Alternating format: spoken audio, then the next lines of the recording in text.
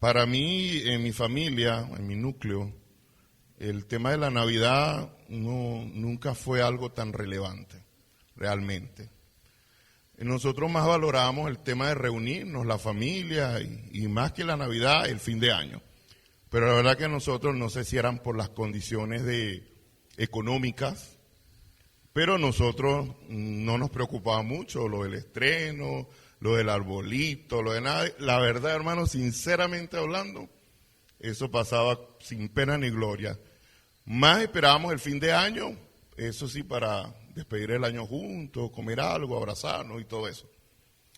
Pero hay casos de casos. Hay gente que llora porque no estrena, hay gente que se obsesiona con el arbolito, hay gente que, bueno, entra en crisis por la Navidad.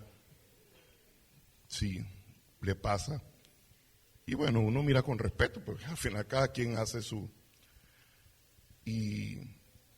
Pero mi familia fue así, mi familia es grande, mi abuela tuvo 17 hijos, entonces imagínense cuando se reúnen los 17 hijos, más los nietos, más los bisnietos, se puede imaginar el gente. Es un tiempo en familia, realmente. ¿Cómo, hermano Nelson? Es un batallón, sí. Sí, qué bonito. Antes de creer en el Señor, mi concepto de la Navidad era más como nosotros lo habíamos atesorado, lo habíamos vivido. Pero después que creí en el Señor,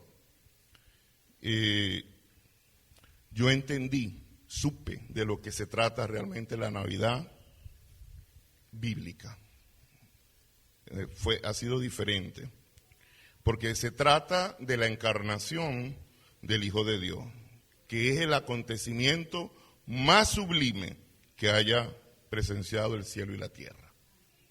O sea, que el Hijo de Dios se haya encarnado, se haya hecho como uno de nosotros, para venir totalmente Dios, totalmente hombre, y ejecutar su plan redentor es algo sublime, hermano. El pasaje de hoy no es un simple texto para repetir anualmente, no. Tampoco es un pasaje para rellenar un cronograma de predicación. No, es diciembre, sí, siempre se predica esto. No, no es para eso. El pasaje de hoy es una narrativa que rebosa de la misericordia de Dios, de su fidelidad y de un gozo glorioso para su pueblo. Cuando alguien me dice si nosotros celebramos la Navidad, yo digo que sí. Hay gente súper radical que también se pasa de los límites, que no pueden ver un arbolito porque ya creen que es un demonio o no se puede poner nada. Tampoco así, hermano. No nos vamos a ir a los extremos. Ya eso es otra cosa. La cuestión es cómo nuestro corazón está y cuál es la motivación como nosotros lo hacemos y con mesura, porque los cristianos somos gente comedida, no somos gente que estamos con extremos y esas cosas como anda la gente del mundo. Que al final a nosotros lo que nos llena es nuestro Señor. Él es el que nos es la plenitud. Y cuando estemos en el cielo, allá no se va a celebrar Navidad. Gócela, disfrútela aquí, porque allá no va a haber la celebración de la Navidad, como aquí. Este evento este pasaje de hoy nos muestra que la gloria de Dios fue contemplada por personas sencillas como ustedes y como yo. Y debemos aproximarnos a este relato, porque es un relato, con júbilo y con expectación gozosa, confiando en que por su gracia podremos contemplar y atesorar su gloria. Decía que si celebramos, al final los cristianos celebramos los tres eventos: el nacimiento, la muerte y la resurrección de Cristo. Claro, de los tres, evidentemente la resurrección de Cristo es como la guinda del helado, pero no podemos decir nosotros que no celebramos el nacimiento del Hijo de Dios en su encarnación, porque sería mentira. Justamente el pasaje que vamos a estudiar hoy, casi todo ese pasaje rige el concepto del júbilo, del gozo.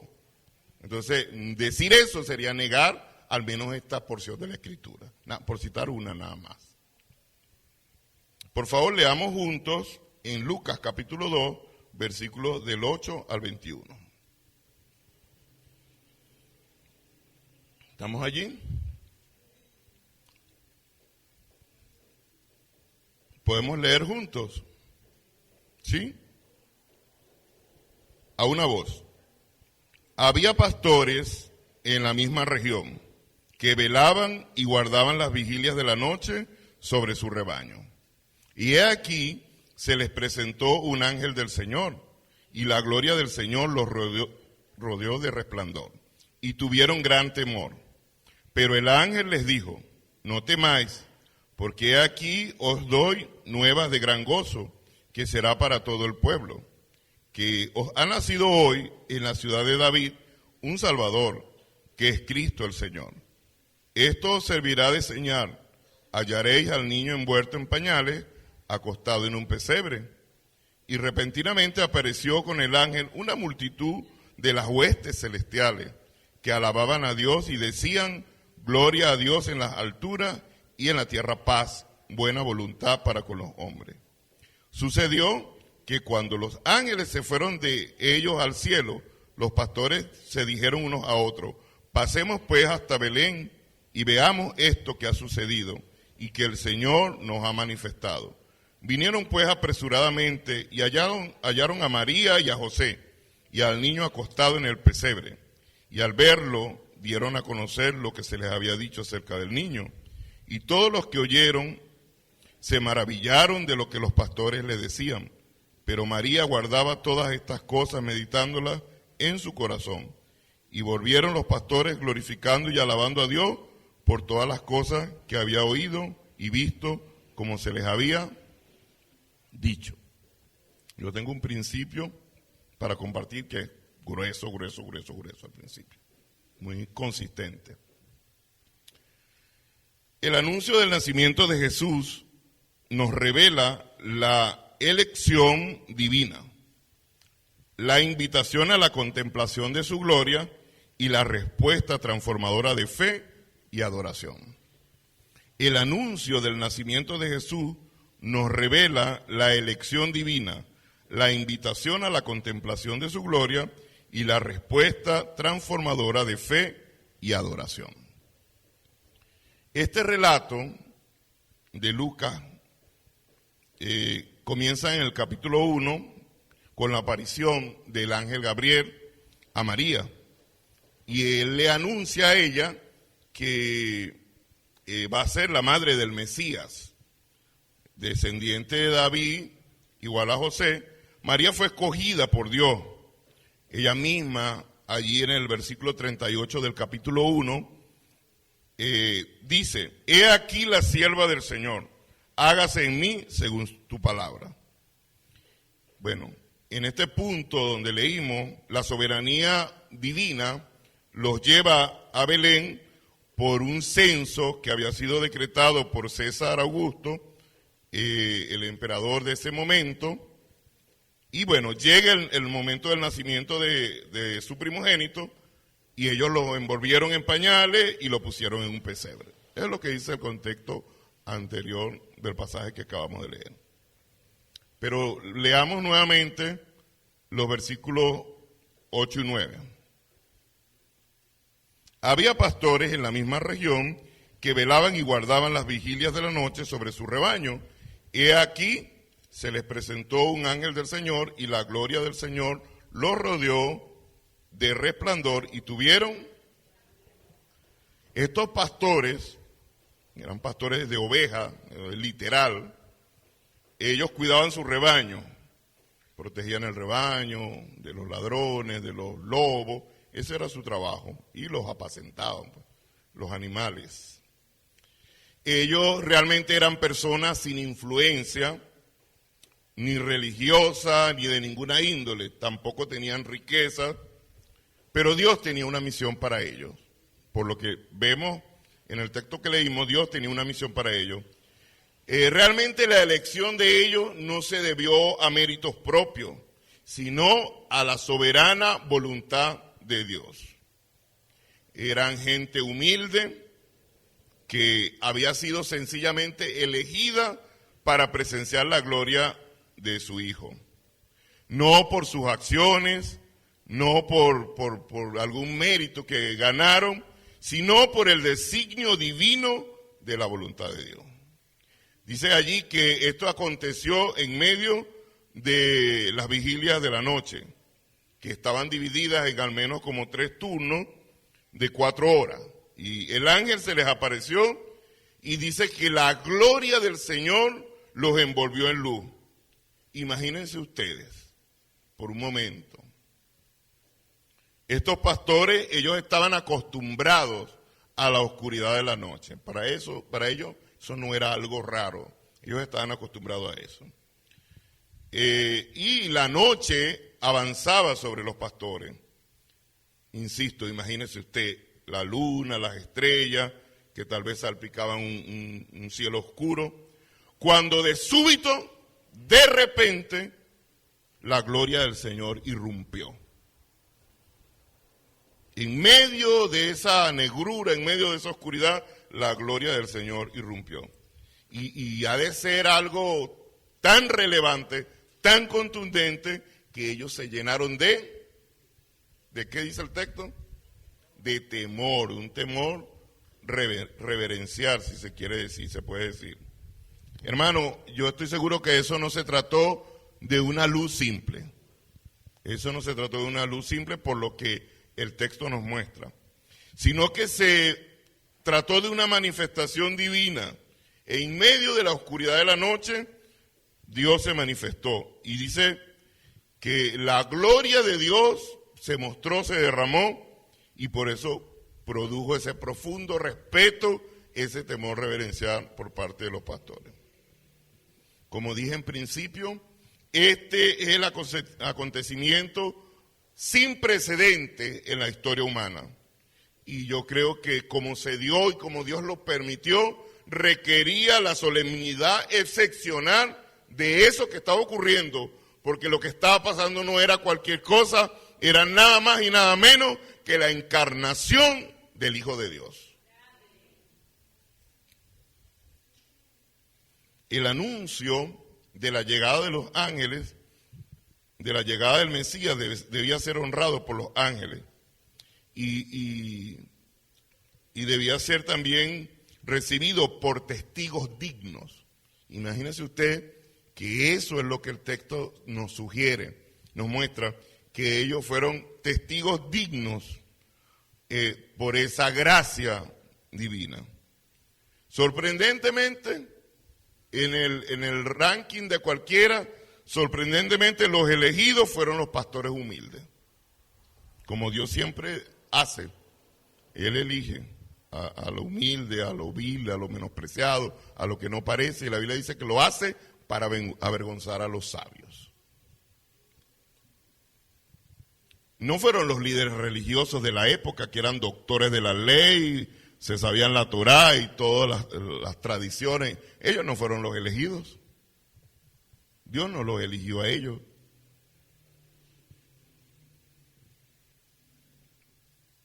Quizá ellos pueden ser los primeros candidatos en la mente de cualquiera. Oye, esos son los hombres religiosos, los que están en... No. No fueron reyes poderosos con su pompa terrenal, ¿no? No. El Señor escogió a estos hombres sencillos para contemplar a su Hijo, sencillamente. Yo no sé si puede la mente humana comprender tal designio.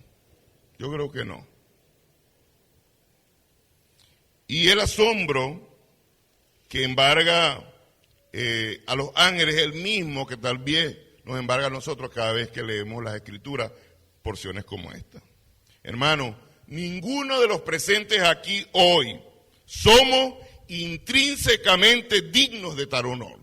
Ninguno. Ni antes de creer, ni después de creer en Jesucristo. ¿Por qué? Porque la santidad divina contrasta radicalmente con nuestra condición de pecadores. Es como hay una disparidad, y esto es lo que hace trascendental la buena nueva de Jesucristo para la humanidad en particular. Eso es lo que hace, porque habla de nuestra necesidad de ser salvos, de haber sido salvos los que ya hemos creído y de ser salvos los que aún no han creído. De eso se trata. Y por eso la elección divina de estos pastores resulta gloriosa, es gloriosa. El rey prometido, del cual se había profetizado durante siglos, había llegado. Todas esas promesas y esas profecías acerca del Mesías en el Antiguo Testamento se estaban cumpliendo en este punto de la historia.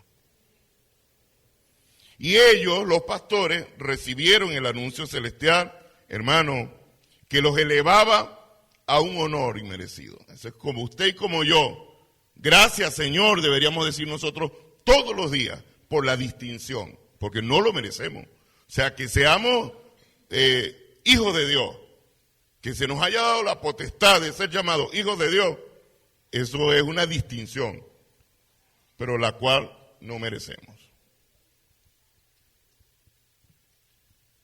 No hubo ningún cambio que ellos hicieran que justificara su elección.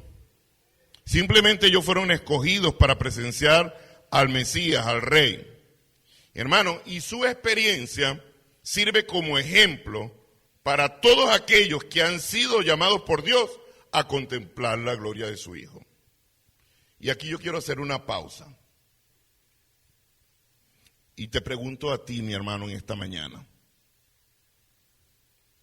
¿Has comprendido tu llamado? ¿Será que tú verdaderamente has comprendido tu llamado? ¿Has entendido a qué te ha llamado el Señor? ¿Realmente? Algunos podrían asumir que el llamado consiste meramente en una lista de cosas que no debes hacer y una lista de cosas que sí debes hacer. Podríamos, con un sentido reduccionista, simplemente caer en eso. Algunos pueden pensar que se trata de moralidad simplemente. Algunos pueden pensar que se trata de asistir a las reuniones de la iglesia para calmar el alma. Algunos pueden pensar que se trata de cumplir con alguna obligación o requisito. No, ser hijo de Dios incluye esas cosas, pero es más que eso. Es más que eso, hermano. Es todo. En nuestra vida es una consagración. O sea, es la vida misma. Pero ese llamado del Señor muchas veces no lo hemos comprendido a esa profundidad. Porque a veces sí tenemos esos rollos, tenemos un corazón moralista que simplemente se satisface con el mero esfuerzo humano, que creemos que por nuestro propio esfuerzo podemos llegar a ser buenos, y todas estas conductas rechazan la gloria de Dios, porque intentan desplazar la gracia del Señor, que es la que nos sostiene. Esto es alimento grueso, esto no es comida rápida.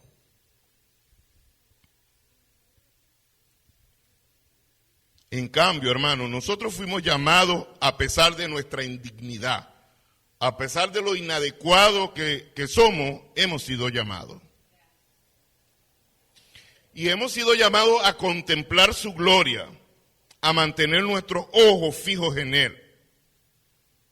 Miremos lo que dice Efesios capítulo 2, versículos 22-23. Yo me voy a esforzar por cruzar algunas referencias, porque creo que es importante. Si usted la consigue primero que yo, lo lee. Dice así, 22 y 23 del capítulo 22.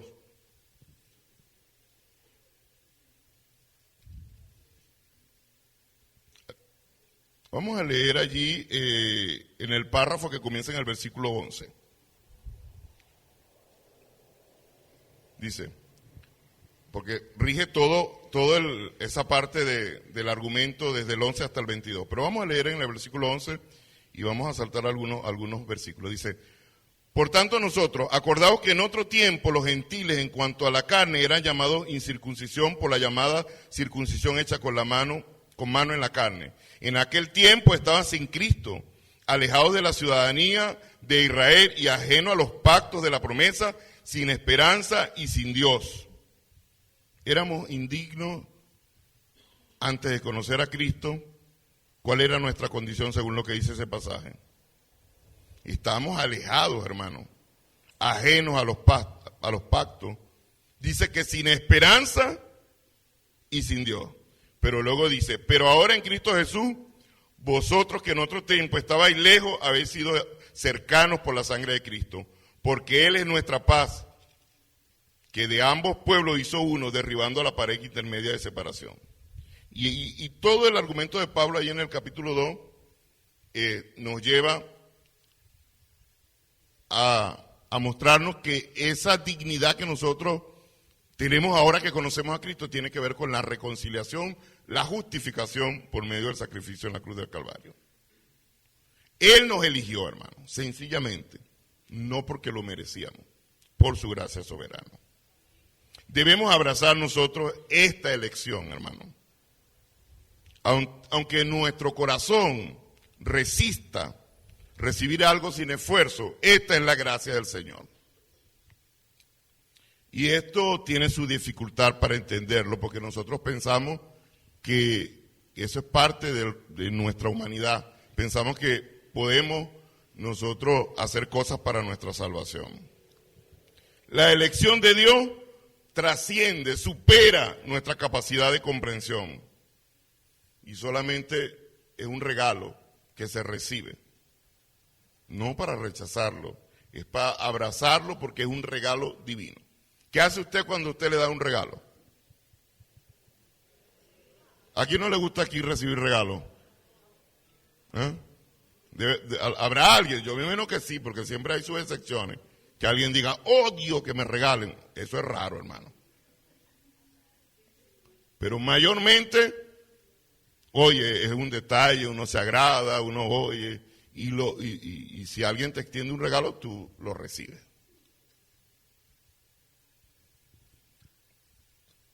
Volvamos allí a Lucas, pero leamos esta vez los versículos 10 y 11. Lucas capítulo 2, donde estamos. Pero el ángel les dijo, no temáis, porque aquí os doy nuevas de gran gozo que será para todo el pueblo, que os ha nacido hoy en la ciudad de David un Salvador, que es Cristo el Señor. ¿Qué dijo el ángel? No teman, porque les traigo buenas nuevas de gran gozo que serán para todo el pueblo, porque hoy, ¿cuándo? Hoy les ha nacido en la ciudad de David un Salvador que es Cristo el Señor. El ángel no solo aparece, sino que le explica el motivo de su aparición. Y él les dice que les trae nuevas de gran gozo. ¿Por qué será que el ángel hace énfasis en esa nueva de gran gozo? ¿Por qué? Vamos al libro de Isaías. Había un mensaje que tenía que ver con el Salvador, ¿verdad? Allí en Isaías capítulo 52.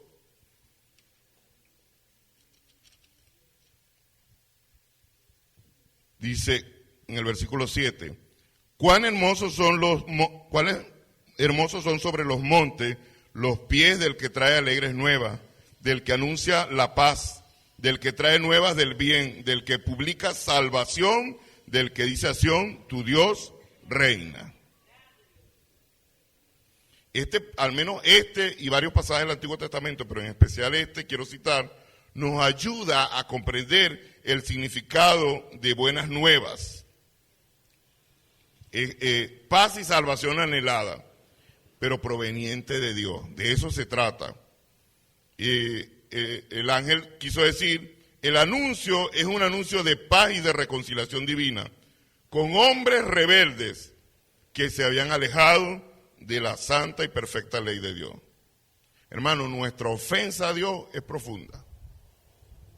La misma Escritura dice en el Nuevo Testamento que cuando no habíamos creído, éramos reos de muerte. Dios está airado con nosotros. Solo comprendiendo la santidad de Dios podemos valorar la gravedad de nuestro pecado, de nuestra rebelión. Y eso fue lo que ocurrió. Lo que le ocurrió a los ángeles fue lo que le ocurrió a Isaías también en el capítulo 6, cuando vio la gloria de Dios. ¿Qué dijo Isaías?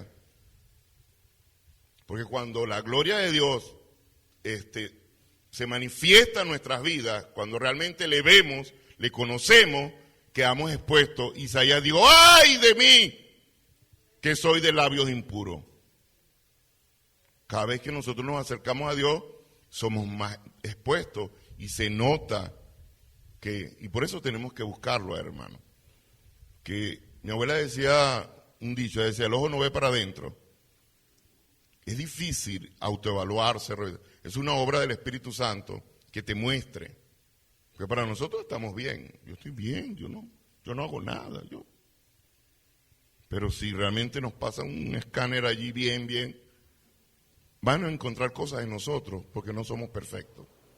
Entonces, la gloria de Dios en los pastores es lo mismo que le pasó a Isaías allá.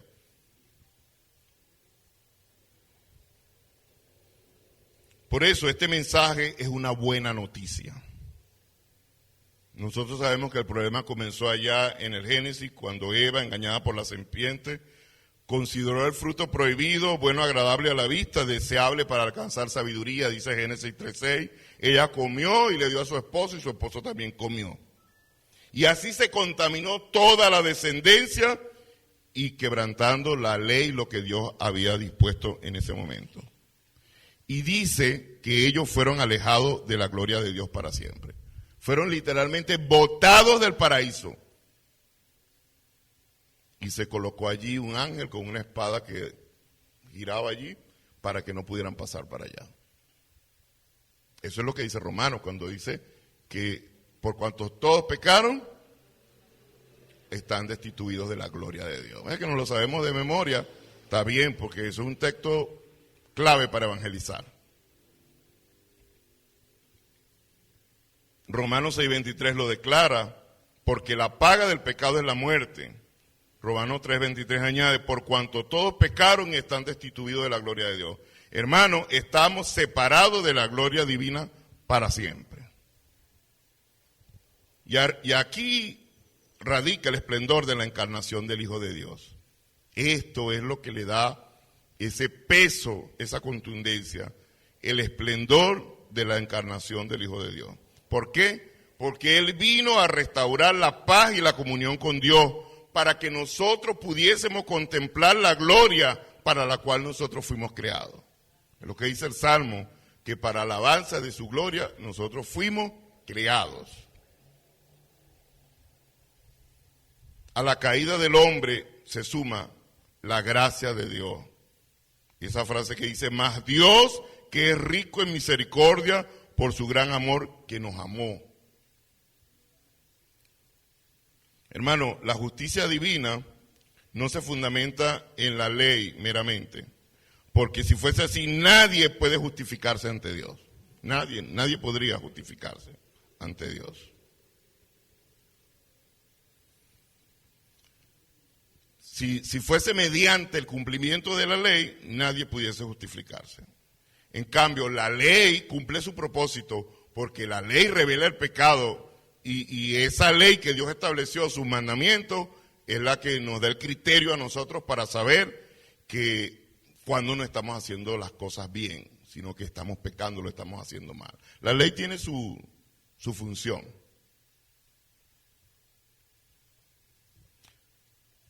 Sin embargo, la justicia de Dios, manifestada aparte de la ley, pero confirmada por ella misma y por los profetas, se alcanza por medio de la fe en Jesucristo. Y es para todos, sin distinción, porque Dios no hace acepción de personas. Todos pecaron y se apartaron, fueron alejados de la gloria de Dios. pero si creen, pueden ser justificados gratuitamente por su gracia, mediante la redención que es en Cristo Jesús. Hermano, Dios el Padre, en su infinita misericordia, Él presentó a su propio Hijo como la propiciación por nuestros pecados, a través de la sangre que Él derramó en la cruz del Calvario. Hermano, la tolerancia de Dios es incomprensible. La paciencia de Dios es incomprensible. Allí nosotros realmente vemos manifestada su justicia, porque no lo merecemos, no lo mereceríamos, ni lo mereceremos nunca. O sea, nada de lo que nosotros hagamos pagaría realmente, porque ya su Hijo pagó en la cruz del Calvario el precio de nuestra culpa, de nuestras rebeliones, de nuestros pecados.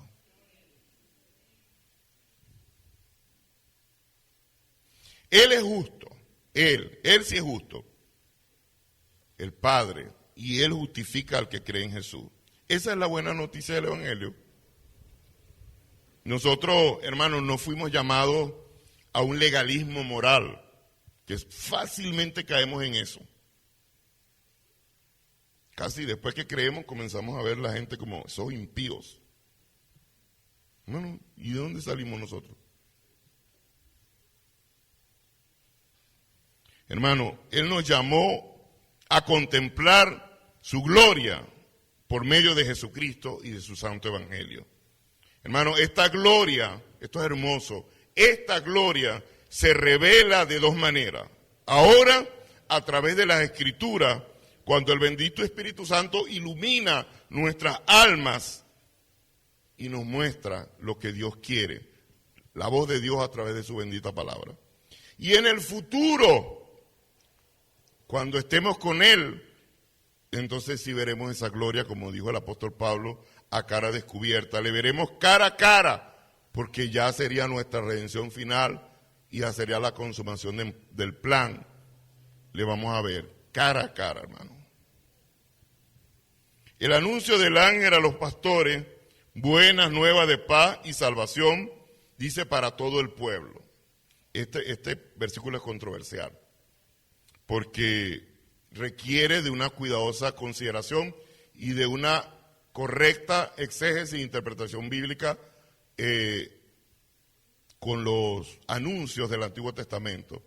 Porque en este punto, con el nacimiento de Jesús, se estaban cumpliendo profecías acerca de Él, directas, indirectas, por tipos que vienen desde la antigüedad. Entonces dice, buenas nuevas de paz y salvación para todo el pueblo. Los judíos, por una mala interpretación, ellos no comprendieron el plan divino. Y ellos siempre pensaban que se trataba de ellos, que era exclusivo de ellos. Y ellos sufrían de algo que se llama etnocentrismo. Pero el plan de Dios, desde el principio, desde que Dios le dio la promesa a Abraham, siempre fue bendecir a su pueblo y de ahí en más bendecir a todas las naciones de la tierra. Pues él le dijo a Abraham, te bendeciré y en ti serán benditas todas las naciones de la tierra. Salomón lo comprendió. Cuando él edificó el templo, él dejó un espacio para las naciones, para los que de otras naciones quisieran venir al templo, tuvieran un espacio para adorar al Señor. En el templo que aparece en el libro del profeta Ezequiel, el último templo, cuando usted mira, el atrio más grande es el atrio de los gentiles. Eso significa la salvación para todas las naciones. Entonces Dios sí escogió un pueblo, pero ese pueblo lo escogió por un propósito. Todo el Antiguo Testamento nos dice que Él los llamó para que ellos dieran a conocer la fama del Señor. No para que se apropiaran de eso, nada más, y se quedaran allí como nosotros somos los unos y los demás son los... No. Es más, el apóstol Pablo derrumba esos argumentos cuando él se toma Romanos 9, 10 y 11 para decirles a ellos que al final, ¿quién era Abraham? Un pagano que fue tomado de Ur de los Caldeos y se les dio una posición por la gracia soberana de Dios. O sea que aquí nadie puede tomar una postura de yo soy el que, no. Es Dios, hermano. Dios es glorificado en todo, para que nadie se gloríe. Entonces, el mensaje, aunque anunciado universalmente, ese mensaje en este caso por el pueblo judío, se quedó allí como que ellos no entendieron el plan y el propósito de Dios. Romanos 3, que ya leímos, nos declara que no hay justo ni uno solo, porque todos se desviaron. Entonces, el gozo del Evangelio es un regalo de la misericordia extraordinaria de Dios para su pueblo. Por gracia, como dice Efesios 2, 8, 9, esto no es don de vosotros, sino de Dios, que no es por obra para que nadie se gloríe. Entonces, el mensaje del ángel dice, ha nacido hoy en la ciudad de David un Salvador, que es Cristo el Señor. Y rebosa un gozo. Cuando uno lee allí, uno ve que rebosa un gozo. Ese hoy, que dice ahí el texto, es crucial. Se hace como un énfasis en la inmediatez del cumplimiento de la promesa. Los pastores, ellos habían esperado por siglos, o por mucho tiempo, y todas las generaciones habían esperado por siglos. Y hoy, en ese momento, se estaba experimentando la fidelidad divina, la consumación de la promesa, el Mesías. Entonces, el nacimiento en Belén de Jesucristo, del Mesías, confirma la legitimidad de Cristo como rey, prometido a David y Mesías de los judíos. Cuando el Señor hace la promesa a David sobre la perpetuidad de su reino, en 2 de Samuel, al menos los versículos 12 y 13 del capítulo 7, que también lo dice Isaías 9, del 1 al 10, ellos conocían la profecía. Y en ese momento ellos estaban viendo el cumplimiento de esa profecía y estaban contemplando la gloria incomparable de Dios. Entonces, hermano, el gozo en Cristo es central, es medular. Lo fue para ellos en ese momento y lo es para nosotros que hemos creído en Él. Por eso rebasa todo, las circunstancias, todo. El versículo 11 dice, el Salvador, Cristo, o sea, el Mesías, pero también dice el Señor, que en el idioma del Nuevo Testamento, el griego, es curio. Y esos calificativos señalan la naturaleza divina de Cristo para los que no ven a Cristo o intentan, hermano, desplazar la deidad de Cristo, la encarnación del Hijo de Dios. Desde la antigüedad hay movimientos que intentan ir con esto. ¿Usted cree que San Nicolás, Santa Claus, eso es una idea tonta que se le ocurrió a la Coca-Cola? Y nosotros nos ponemos el sombrerito y no entendemos. Es un usurpador. Y el objetivo es ese, desmeritar. Ahora, que no debemos caer en extremos y desesperarnos, no. Y ver el diablo en el... No podemos hacer eso. Pero es un asunto de la doctrina. Es la encarnación del Hijo de Dios.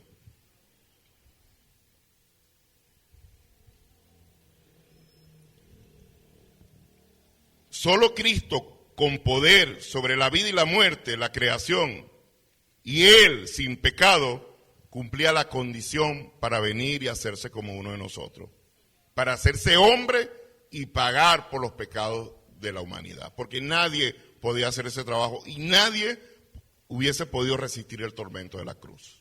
Nadie. Dios, a través de los ángeles, revela allí algunos detalles proféticos a hombres sencillos, hermano. Insisto en esto. A hombres sencillos, sin formación teológica.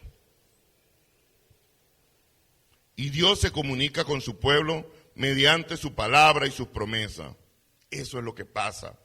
Entonces, la respuesta reside en la manifestación divina para ser contemplada y atesorada. Nosotros creímos y el Espíritu Santo nos convenció de juicio, de justicia, de pecado, de nuestra condición. Creímos en Jesucristo. Hermano, eso ha sido la manifestación de la revelación de Dios para salvación en nuestra vida. Entonces debemos vivir allí contemplando y atesorando la gloria de Dios. Estos pastores, lo que sí sabemos por la cultura judía, seguramente fueron instruidos por sus padres y ellos esperaban al rey prometido. Ellos esperaban la manifestación de la gloria de Dios en forma humana. Ese es el impacto de esta buena noticia. Y el anhelo más profundo de Dios, hermano, es que sus hijos, sus elegidos, contemplen su gloria. Ese es el deseo del corazón de Dios. Como se lee allá en Juan 17:24. Vamos a leerlo.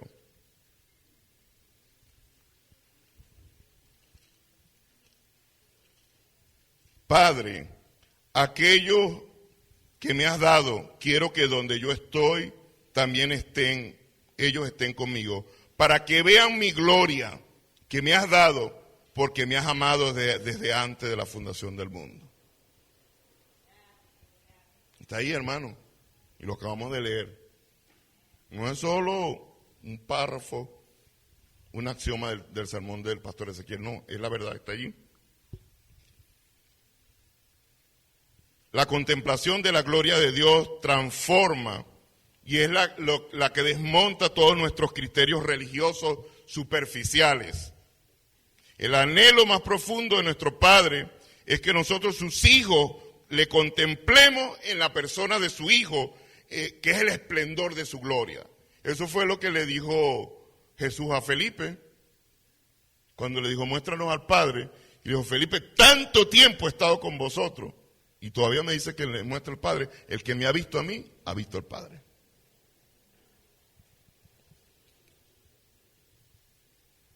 Hombres de espíritu rebelde, por misericordia, por gracia, les fue enviado el Hijo de Dios. El pueblo elegido a través de una gracia conmovedora. Por eso es lo que leímos allí cuando dice el apóstol Pablo en Efesios que de dos pueblos él derribó la barrera e hizo un solo pueblo. Esta es la gloria inherente al mensaje de la buena nueva, que se revela mediante la fe. Es la comprobación de las Escrituras, pero también es una invitación divina, como el ángel les invitó a verificar el mensaje, le dijo, vayan allá. Les dijo a dónde iban a ir y cómo lo iban a ver. Cuando alguien todavía no ha creído, los incrédulos no pueden percibir la gloria de Dios en la encarnación del Mesías. Ellos no pueden deleitarse en esto. ¿Por qué? Porque la mente que no ha sido regenerada, el que no ha sido salvo, no concibe a Dios haciéndose hombre. El ser humano no concibe a Dios haciéndose hombre en su misericordia, en su gracia, para salvar a la humanidad. Pero ¿sabe que sí concibe la humanidad? A un hombre haciéndose Dios. Y es facilito para nosotros idolatrar a los hombres y hacerlo Dios. Y hacemos dioses y ídolos de todo. Esto es parte de la rebeldía de la humanidad. Imagínese usted, Dios hecho un niño envuelto en pañales y acostado en un pesebre. Esto es capa de la comprensión humana. Pareciera como que, oye,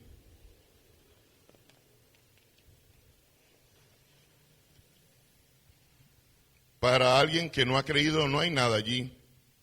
Pero cuando el Espíritu Santo nos ilumina mediante las Escrituras, ahí nosotros vemos el contraste. Vemos a Dios humillándose, haciéndose como uno de nosotros y mostrándonos su gloria a través de su plan y su propósito en la persona de Jesús. Esto, hermano, es la buena noticia. Y esto debería ser motivo de un profundo gozo para nosotros como hijos de Dios. Porque la incredulidad no anhela la gloria divina, hermano. Mientras que los pastores, ellos incapaces de verificar esas buenas nuevas por sí mismos, el Señor les ofreció una señal. Con la intención de que su pueblo se deleitara en Él. Les dijo, vayan, comprueben, palpen, contemplen. O sea, el plan de Dios mostrándose. Nosotros no podemos vivir la vida cristiana sin gozo, hermano. Esto que ocurrió con nosotros cuando creímos, el gozo que nos fue dado, hermano, nosotros no podemos vivir la vida cristiana sin eso. Sin fijar nuestra mirada en la gloria de Cristo, mostrada en las Escrituras, confirmada desde los tiempos, Hermanos, sin ese gozo nosotros no podemos vivir la vida cristiana. ¿Qué dice el pasaje? Dios con nosotros. Emmanuel nació. ¿Qué más motivo de alegría, hermano? ¿Qué más motivo de alegría? Esta señal permitió a los pastores reconocer al verdadero Mesías. Verá lo que dice el versículo 14. Gloria a Dios en las alturas y en la tierra, paz. ¿A quiénes? Hermano, Dios es alabado por los ángeles por la salvación ofrecida a la humanidad, por la humillación de Dios mismo, por la salvación de hombres indignos. Dios estableció la salvación no por obra, sino por la gracia. Como él mismo dijo desde Éxodo, allá en el capítulo 33, 19, tendré misericordia del que tendré misericordia. Lo mismo que leímos en Efesios 2:8. La salvación es por gracia mediante la fe, un don divino, no por obra, para que nadie se gloríe. Lo mismo afirma el Salmo 3:8. Lo dice el apóstol Pablo nuevamente en Romanos, no es de quien corre ni de quien quiere, sino de Dios que tiene misericordia. Hermanos, Dios inicia la salvación y es una obra alabada por los ángeles. Esta era la encarnación del Hijo de Dios, era la solución al conflicto eterno. Y es la salvación que concede la justicia a los injustos para devolver esa gloria eterna, porque estamos destituidos de su gloria. Y solo nuestro Dios es digno de gloria, de alabanza, de ser alabado, no solo por los ángeles, sino por nosotros, su pueblo, por esa gran salvación, hermano. Él se merece la gloria, ¿no le da la gloria a Dios?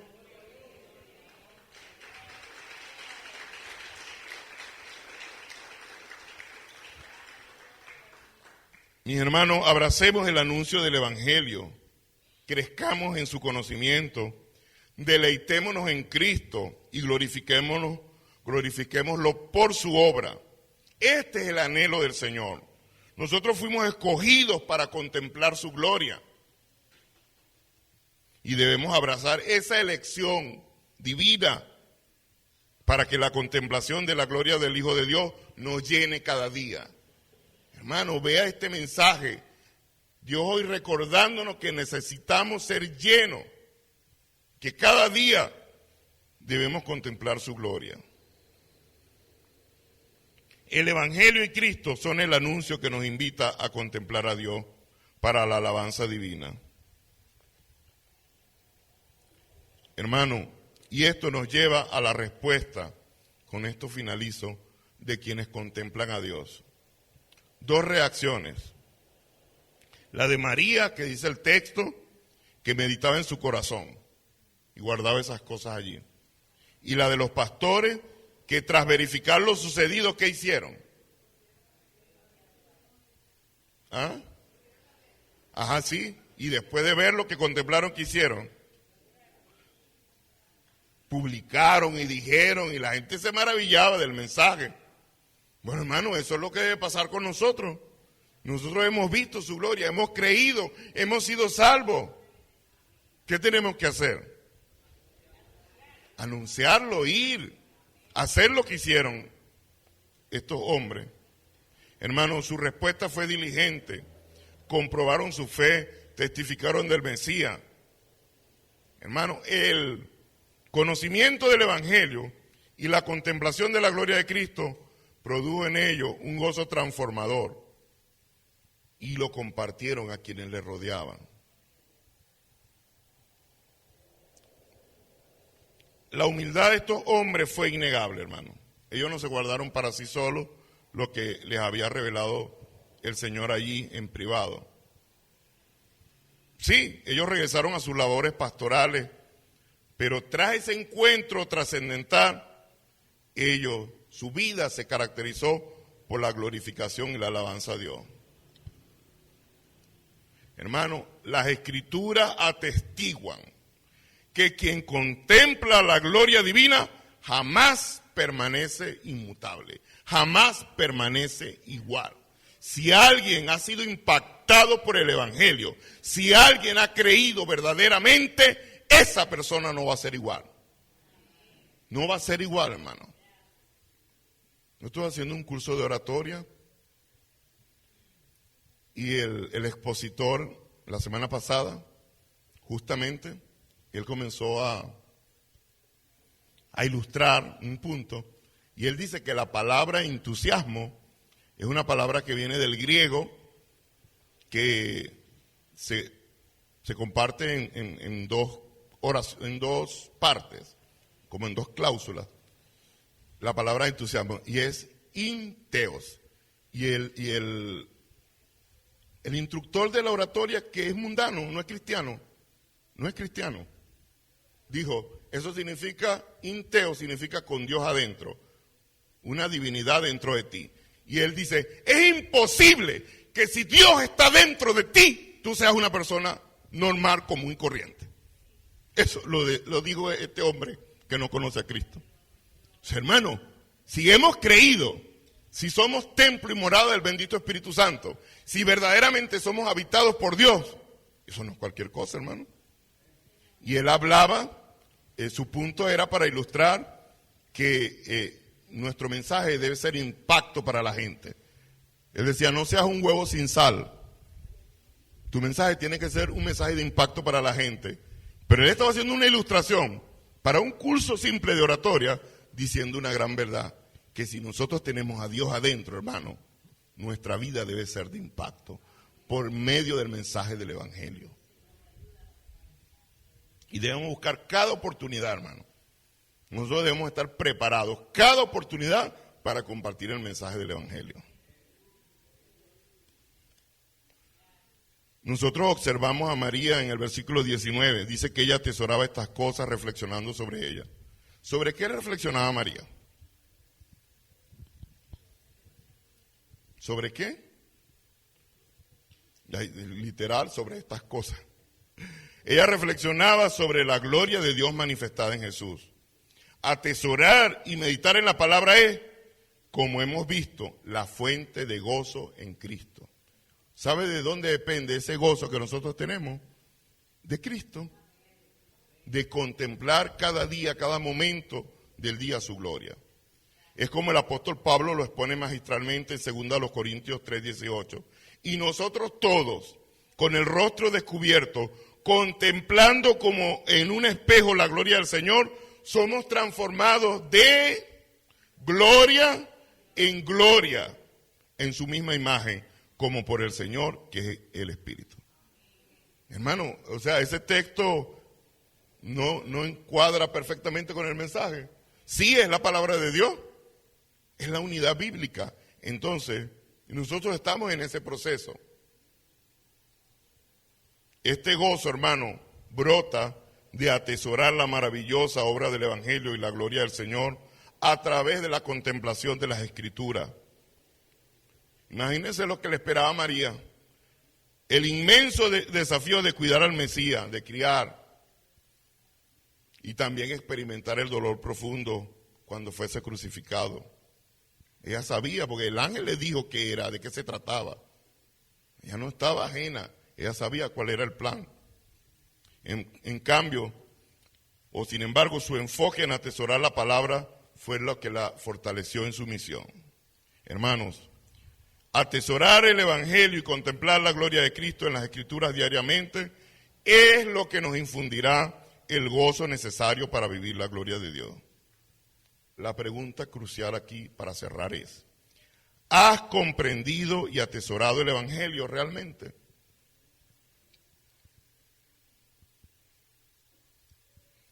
Si la respuesta es sí, entonces el consejo de 2 Corintios 3:18, si quiere, propóngaselo, aprendérselo de memoria, 2 Corintios 3:18.